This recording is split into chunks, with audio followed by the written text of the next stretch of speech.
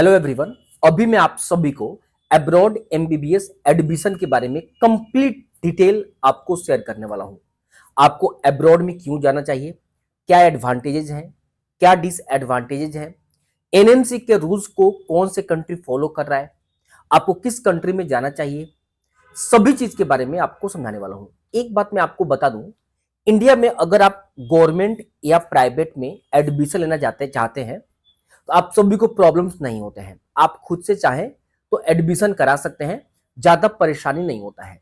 लेकिन abroad MBBS में admission कराने के लिए आप सभी को कोई ना कोई काउंसलर या एजेंट का हेल्प लेना पड़ेगा, तभी वहां पे आप सभी बिना परेशानी का पहुंच सकेंगे। लेकिन इंडिया में मैं आपको एग्जांपल देकर बताऊं तो 50 में 45 यानी 50 अगर काउंसलर हैं तो 45 काउंसलर जो है फ्रॉड है। और फ्रॉड कैसे करते हैं वो मैं आपके साथ शेयर करने वाला हूं। 5 ही आपको मिलेंगे जो सही मिलेंगे। सबसे पहले मैं आप सभी को बता दूं अब्रॉड में आपको क्यों जाना चाहिए। देखो, सबसे पहले आप सभी को बता दूं, अगर आपका मार्क्स कम है, बजट कम है आपका, तो अब्रॉड आप चुनो। और बच्चे चुनते भी हैं, इसमें कोई संदेह की बात नहीं है। लेकिन अब्रॉड जाने के बाद अगर मैं एग्जांपल देकर समझाऊं, अगर आपका रसिया में एडमिशन हो गया तो सबसे इंपॉर्टेंट यह है, अभी हाल में ही 19 मई 2025 को एनएमसी ने एक गाइडलाइन जारी किया है। अगर स्टूडेंट अब्रॉड में जाकर एमबीबीएस करते हैं तो इंडिया में जो भी गाइडलाइन एनएमसी सेट करता है वो फुलफिल वो कंट्री करता है, तब भी कीजिए। वो कंप्लीट गाइडलाइन आपको अभी थोड़ी देर में समझाऊंगा। डिसएडवांटेज क्या होता है, एक तो एनएमसी का गाइडलाइन बहुत सारे अभी कंट्री फुलफिल नहीं कर रहे हैं। डिसएडवांटेज ये भी होता है, मान लो कोई कंट्री फुलफिल कर रहा है, वहां पे स्टूडेंट जाकर एडमिशन लेते हैं तो वहां के एनवायरमेंट में वो ढल जाते हैं, मौज मस्ती शुरू हो जाता है। डिसएडवांटेज बच्चों को खाना पीने में लगेगा, वहां की एनवायरमेंट में लगेगा, वहां का एक्सपोजर जो है बहुत ज्यादा है, जिस वजह से स्टूडेंट का माइंड जो है वो डिस्ट्रक्शन होने लगता है। वो कहीं ना कहीं बहुत पार्टी करना शुरू कर देते हैं, अच्छे अच्छे फैमिली के लोगों के साथ संपर्क होना शुरू हो जाता है। तो कहीं ना कहीं एक डिसएडवांटेज ये भी होना शुरू होता है। तो माइंड को स्टेबल करना आपको बहुत जरूरी है। एनएमसी का रूल्स सबसे गाइडलाइन है। अब बात करते हैं कि काउंसलर या जो भी एजेंट चुनाव करते हैं, बहुत सोच समझकर चुनाव कीजिएगा। मैं ये नहीं कहता हूं कि आप मुझे चुने, मैं भी अब्रॉड में एडमिशन कराता हूं, लेकिन मैं क्लियरली आपको जो भी सच्चाई है वो बताकर ही कराता हूं। अगर आप जाते हैं जबरदस्ती तो आप अपनी मर्जी जाइए, अदरवाइज जो मैं सजेस्ट कर रहा हूं वो आप सभी चुनाव कीजिए। होता क्या है, काउंसलर आपसे बता देंगे इतना का पैकेज है, जैसे आपको बता देंगे कि 22 लाख का पैकेज है, सब कुछ आपको जो भी बेवकूफ बनाएंगे। बहुत सारे फ्रॉड होते हैं। जब वो आपको लेकर जाएंगे एयरपोर्ट पे, एयरपोर्ट से अगर आपको लेकर चले गए, मानो रशिया जाए, रशिया लेकर चले गए, वो आपको हो सकता है साथ जाए। जब रशिया जाएंगे, जब वहां पे बस करना होता है, बस से जाते हैं वहां के लोकल जहां पे आपका कॉलेज है। जब बस पे चढ़ने से पहले आपसे कहेंगे कि जो भी बैलेंस पैसे हैं वो उनको दे देने के लिए, मतलब वो अपना चार्ज जो भी वो पहले आपसे लेंगे, पहला पॉइंट। सेकेंड पॉइंट, हो सकता है कि आपसे कुछ एक्स्ट्रा चार्ज कर, या ये कहे कि हम कॉलेज का फी हम पे करेंगे, आपको पे नहीं करना है, तो आपसे कॉलेज का फी भी पेमेंट कर लेंगे। कॉलेज का फी फर्स्ट ईयर में देंगे, सेकेंड ईयर से पेमेंट करेंगे ही नहीं। और जब वहां पे आप पहुंचेंगे, इतना आपको मजबूर कर देंगे कुछ एक्स्ट्रा पैसे देने के लिए, आपके पास कोई ऑप्शन नहीं रहता है और आपको देना ही पड़ेगा, तभी बस में चढ़ने देंगे और आपको डेस्टिनेशन पे पहुंचाएंगे। ऐसे इस तरीके से बहुत सारे फ्रॉड होते हैं, बहुत बड़े लेवल पे स्कैम चल रहा है इसमें। बचकर आप सभी, जिससे संतुष्टि हो।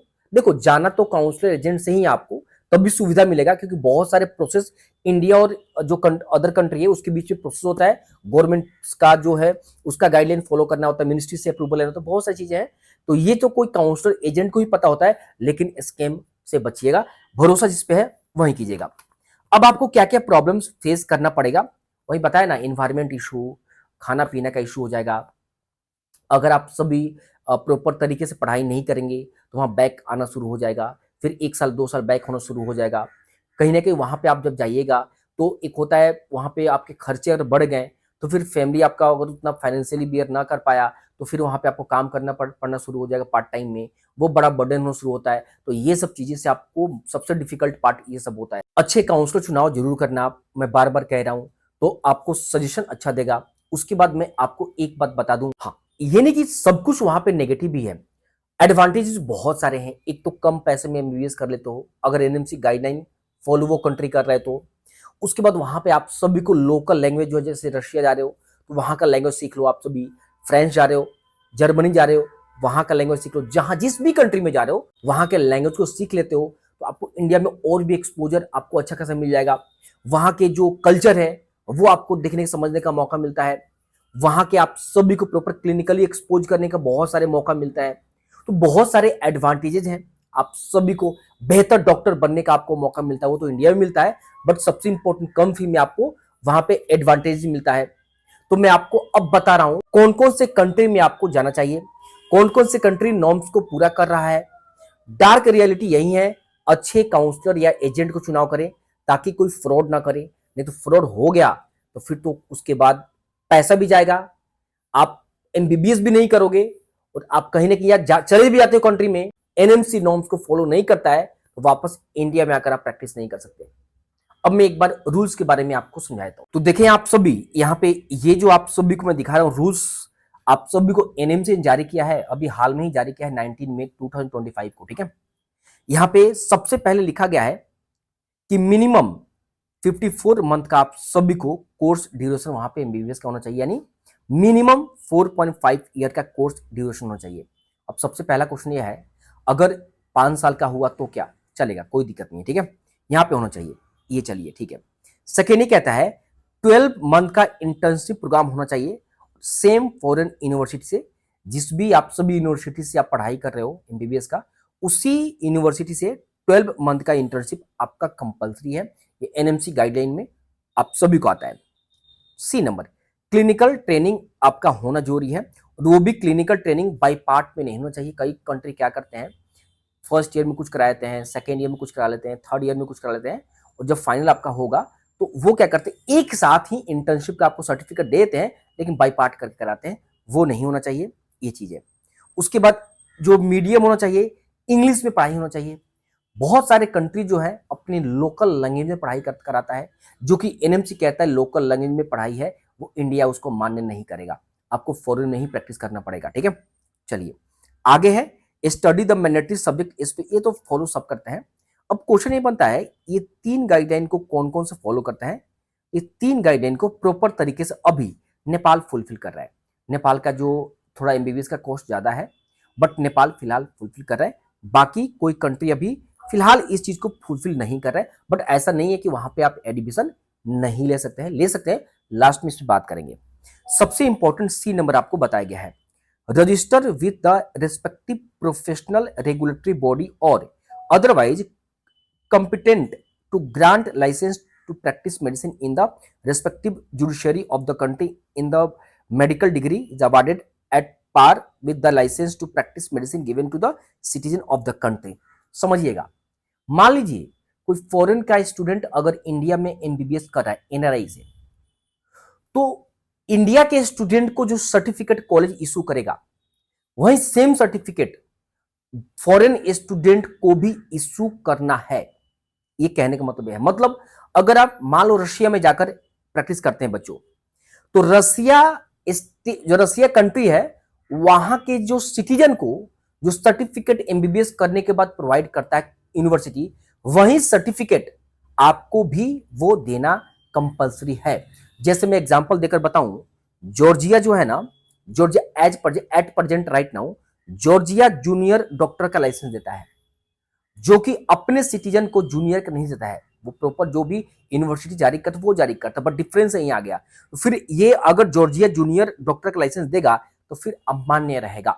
मेरी बात आप समझ रहे हैं ना, ये चीजें, तो ये गाइडलाइन पूरा करना चाहिए। तो सबसे पहले नेपाल पूरा कर रहा है। अब यहाँ पे रशिया, जॉर्जिया, सोर्बिया, कजाकिस्तान, ठीक है, और भी जर्मनी वगैरह आ गया। तो यहाँ पे आप सभी को बता दूं, इनमें से मोस्ट ऑफ द कंट्री अपने लोकल लैंग्वेज में आपको कराते हैं एमबीबीएस। तो क्वेश्चन ये बनता है कि कहां कहां जाना बेटर ऑप्शन रहेगा। तो मैं आप सभी को बता दूं, आप सभी स्टूडेंट प्रीफर कर सकते हैं नेपाल, प्रीफर कर सकते हैं, आप सभी स्टूडेंट रसिया को भी प्रीफर कर सकते हैं, आप सभी स्टूडेंट सोर्बिया को भी प्रीफर कर सकते हैं। ठीक है, और भी कुछ कंट्री है।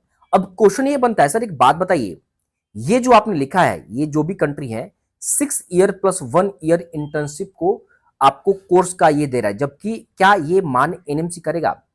तो मैं आपको बता दूं, कुछ कंट्री ऐसे हैं, जैसे मैं आपको रशिया से बता दूं, रशिया और इंडिया का संबंध बहुत ज्यादा है। रसिया बहुत जल्दी इस चीज को, गाइडलाइन को एक्सेप्ट करता है और लागू करता है। तो रसिया में जाने से ये बहुत अच्छा रहता है कि यहाँ के स्टूडेंट को वहां बहुत ज्यादा प्रायोरिटी दिए जाते हैं और वो अपने रूल रेगुलेशन इंडिया के अकॉर्डिंग बहुत जल्द बदलाव कर लेता है। इसलिए बच्चों को हम रसिया के लिए सजेस्ट कर रहे हैं। नेपाल भी बहुत अच्छा है, सोर्बिया भी बहुत अच्छा है, बट सोर्बिया अगर इंटरेस्टेड है देख लीजिएगा। बाकी में अगर जाना चाहते हैं एक बार मेरे से बात कर लीजिएगा। मेरा जो नंबर है वो मैं आपको प्रोवाइड कर देता हूं, 8409563621। इस नंबर पे आप सभी मेरे से बात कर लीजिएगा और भी डिटेल जितना भी इंफॉर्मेशन है वो मैं आपको जरूर दे दूंगा ये फोन पे। ठीक है, बाकी अगर किसी कंट्री में जाते हैं तो मेक श्योर, क्या पता हो सकता है कि अगर 6 ईयर का दे रहे हैं, क्या पता एनएमसी को एक्सेप्ट करे ना करे, इसके बारे में भी बात होना चाहिए। ठीक है, कुछ कंट्री तो बहुत, जैसे रसिया बताया, वो लागू कर देगा, लेकिन कुछ कंट्री ऐसे हैं जो कि इंडिया से उतना उनका संबंध बढ़िया नहीं है, बहुत ही अच्छा नहीं है, फ्रेंडशिप टाइप, वो कहीं ना कहीं उस चीज को एक्सेप्ट करने में समय लगाते हैं। तो ये चीज आप सभी को बता दूं, सबसे पहले अच्छे से माइंडसेट कर लो।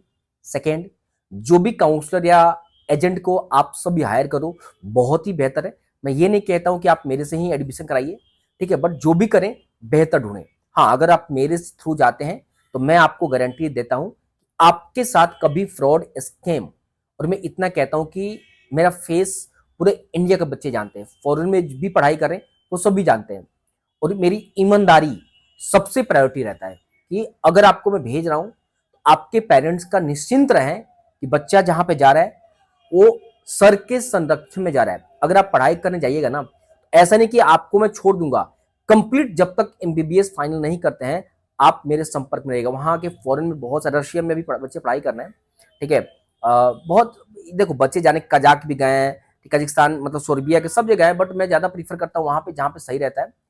वहां पे कई बार फोन के कहते हैं, सर यहाँ मेज से खाना नहीं मिल रहा है, अच्छा सफाई तनिक थोड़ा करा दो सर, थोड़ा ये सा, मतलब जो भी प्रॉब्लम से शेयर करते हैं और मैं वहां पे प्रॉब्लम्स को दूर करता हूं। तो खैर कोई बात नहीं, अगर आपको लगता है तो मेरे संपर्क कर लीजिएगा, कंप्लीट आप सभी को मैं गाइडेंस कर दूंगा, और आप सभी अपने फ्रेंड सर्कल में भी इसको शेयर कर दो।